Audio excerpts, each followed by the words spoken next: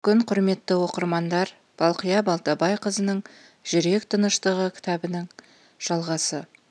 Кедей адам сияқты ойлау. Байлар мен кедейлердің ойлау ерекшелігі екі түрлі. Бұлардың ойлау жүйесіндегі айырма жер мен көктей. Материалдық байлық ең басты құндылық емес екені анық. Дегенмен материалдық қажеттілікті қанағаттандыру үшін ақша керек екенін де жоққа шығара алмаймыз. Жағдайыңыз жақсы болса, көңіліңіз тоқ болады. Ештеңеден тарықпай, баршылықта өмір сүрген жақсы. Егер бай адамдар сияқты ойлап үйренсек, өмір сүру деңгейіміз де біршама жақсарта алады екенбіз. Ал кедей адамның ойымен ойлайтын болсақ, бәрі сол қалпында қала бермек. Әдетте тұрмыс тіршілігі жұтаң. Кедей адамдар ештеңені зерттеп жатпайды, дамуды ойламайды. Ал бай адамның ойымен жүретіндер күнде бір тың ақпараттармен танысып, зерттеп, жаңа бірдеңе білуге ұмтылады. Жаңа мүмкіндіктерді жіберіп алмауға тырысады. Кедей үнемі жақсылықты өзгеден күтеді. Мемлекеттен, қоғамнан, жұбайынан, тағысын тағы. Бай адам өз мәселемді өзім шешуім керек деген ұстаныммен өмір сүреді. Кедей өзін аяса, бай бар жауапкершілікті өз мойнына алады. Кедей бар ақшасын жүйесіз, қалай болса солай жұмсайды. Ал бай болуды ойлайтын адам ақшаны үнемдейді, жинайды, болмаса идеясын іске асыруға арнайды. Қысқасы, бай болғысы келген адам байлар сияқты ойлауды меңгеруі керек. Ол үшін бір күнге өзіңізді бай адамның орнына қойып, соның кейпіне кіріп көріңіз. Ұйқыдан тұра сала, таңғы асқа не жегенім дұрыс, күнімді қалай пайдалы етіп өткізсем екен, не істеуім керек, қандай жоспармен жүремін деген сауалдарға жауап іздеп көріңіз. Бай адамның ойлау жүйесімен ойлап, әр әрекетіңізге сол тұрғыдан анықтама беруге тырысыңыз. Жаңаша бір көзқараспен қарап, тың әдіс-тәсілдерді қолданып көру арқылы шешуге болатынын ойлап көрдіңіз бе? Адамдар әдетте бір жолды ғана көреді де тығырыққа тіреледі. Ал өзіңізге сұрақ қойып, ойланып көрсеңіз, міндетті түрде басқа да таңдау бар екенін түсінесіз. Күн сайын өміріңізге 360 градус шеңберінен қарауды үйреніңіз. Сіз шешуге тиіс кез келген мәселенің бірнеше шешімі бар. Солардың ішінен өзіңізге тиімдісін дұрыс таңдай алсаңыз болғаны. Кедей адамның түп санасы қандай? Қазір бай мен кедей туралы көп айтылады. Осы тақырыпқа арналған түрлі кітапта көп. Көп адам кедей деген сөзге реніш білдіріп, түсінбей жататынын байқаймын. Сондықтан бұл сөздің психологиядағы қолданысын түсіндіргім келеді. Кедей адам сияқты ойлау деген түсінік бар. Ол дегеніміз сіздің ешқашан байлыққа жеткізбейтін, кең түсінікке, бай адамдарша ойлауға апармайтын бір қатар әдетті бейсаналы түрде өмір салтыңызға енгізіп, дамуыңыз бен табысыңыздың молаюына кедергі келтіретін кей әрекеттерді үздіксіз қайталай беру. Кез келген адам бай болғысы келеді, бірақ байлыққа емес, кедейлікке апаратын әдеттерді салт санамызға, күнделікті өмірімізге әбден сіңіріп алғанымызды байқамаймыз. Негізінде бай болу қарапайым әдеттен, бай адам сияқты ойлаудан басталады. Ой өзгермей, іс өнбейді. Әдетте көп адам тегінге ұмтылғыш, арзанға құныққыш, жеңілдікке үйіркеледі. Өйткені өзін бейсаналы тұрғыда мүмкіндігім шектеулі деп сендіріп тастаған. Бірақ қонаққа барғанда тегін сарқыт алып кетуді, сапасыз көңіл көншітпейтін затты арзан бағаға ала салуды ойлап тұратын адам қалай баймақ? Осындай нәрселерге бай емес, кедей үйіркеледі. Ендеше кедейлікке сүйрейтін әдеттерден арылуды ойлау керек. Кедейлікке жетелейтін әдеттердің сипаты қандай? Бірінші, өткенге көп оралып, артына көп қайырылатын жандар. Қазіргі шақта өмір сүру орнына өткенімен өмір сүретін адамдар. Мұндай адамдар өткенін көп еске алады. Бұрынғы қателіктерінен сабақ алмайды. оларды тура сол қалпында қайталауға бейім келеді. Алға жылжымайды, дамымайды, бір шеңбер бойымен жүгіре береді. Айналып келіп, бір қателікті қайталай беретіні де содан. Екінші, жүрген жерінде үнемі акция, жеңілдік іздеп шарқ ұратындар. Ондай адамның ойы, әйтеуір біреуден сыйлық алып қалсам, тегін бірдеңеге ие болып қалсам деген пайда күнемдіктен аспайды. Өйткені ойлау жүйесі соған құралған. Ойда жоқта кішкене олжалы болып қалса, тақиясын аспанға атып, онымен бар жыртығы жамалып қалатындай, ойы қуанудан арыға аспайтын адамдар әдетте өмір бойы солай оңай олжа іздеп жүре береді.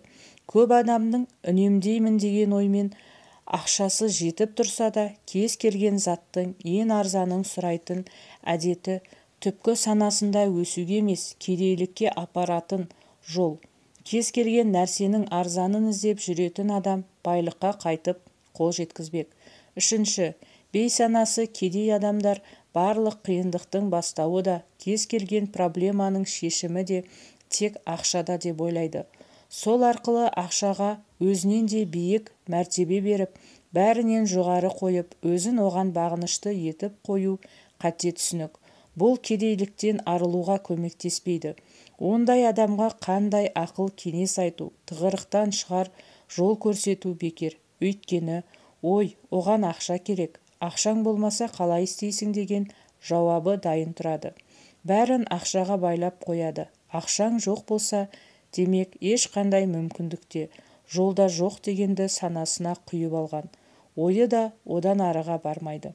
Төртінші, кедейліктен құтылуға мұрша бермейтін тағы бір жаман әдет. Еш мақсатсыз, еш жоспарсыз жүру. Естеріңізде болсын, нақты тайға таңба басқандай анық, мақсаты жоқ адам негативпен жаман ойдың шырмауына тез түседі. Жаман ой мақсатсыз адамды жақсы көреді, ал мақсаты жоқ адам ескексіз қайғы іспетті. Саналы адамның нақты мақсаты, соған сай жоспары болуы керек. Болмаса бірінші кезекте сол адамның өзі үшін қауіпті. Бесінші, денсаулығына дұрыс көңіл бөлмейтін, өзінен ақша аяйтын жандардың да байлыққа қол жеткізуі қиын.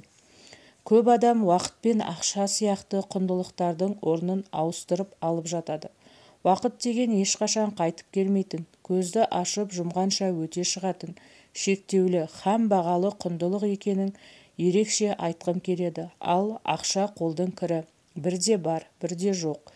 Кеткен ақшаның орнын толтыруға болар, ал уақытты кері қайтару мүмкін емес. Соған қарамастан көпшілігіміз уақыт емес, ақшаны үнемдеуге тырысып, қаржылай шығыннан қорқамыз.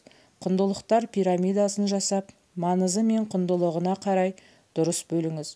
Ақшаңызды тән саулығына қимай жүргенде, уақыт өтіп кетіп, кеш қалмауды ойлаңыз. Денсаулығы сыр берген адам жұмыс істеп ақша таба алмайтыны белгілі.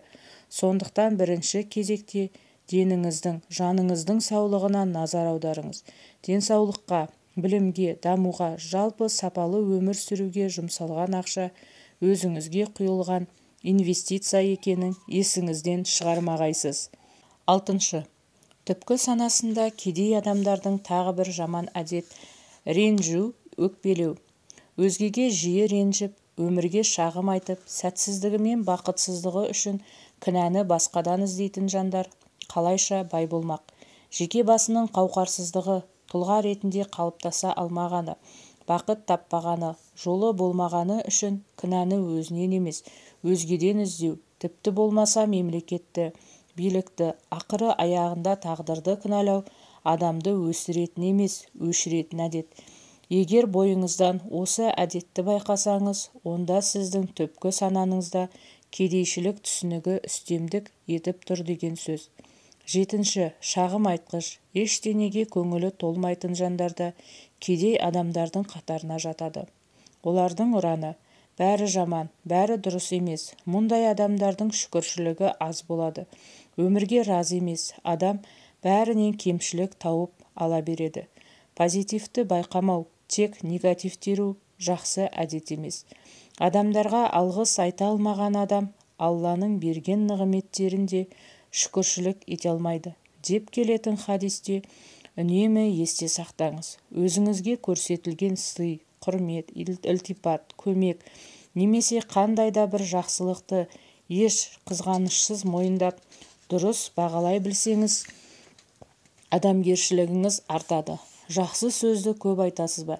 Әлде керісінше бейәдеп сөйлеуге, жаман сөз айтуға бейімсіз бе? Кей адамнан жағдай сұрай қалсаң, ауырып жүрмін, жолым болмай жүр, ісім оңбай қойды деген сарындағы жауап аласын. Олар бұлай жауап беру әдетке айналып кеткенін байқамайды да. Ал біздің дінімізде бастарындағы қиындықты мүмкіндігінше басқалардан жасырыңдар, көмекті әуелі Алладан сұраңдар дейді. Ендеше бөтен адамға өзін сорлы, бейшара етіп көрсетіп, жыламсырап сөйлейтін жаман әдеттен құтылған жөн. Ешкім сіздің жағдайыңызды жасап бермейді, мәселеңізді шешпейді. Ал ұдайы шағымдана беру адамды төменге, яғни кедейлікке сүйрейді.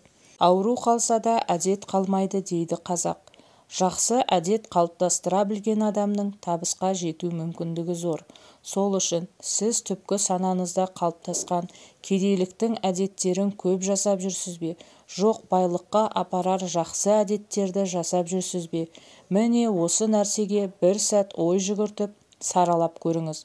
Алдымен мойындай білуде ерлік. Бойыңыздағы түкке тұрғысыз, сізді одан сайын кедейлікке сүйрейтін әдеттерді түсініп, мойындай білу, олардан арылу жолындағы алғашқы қадам болмақ.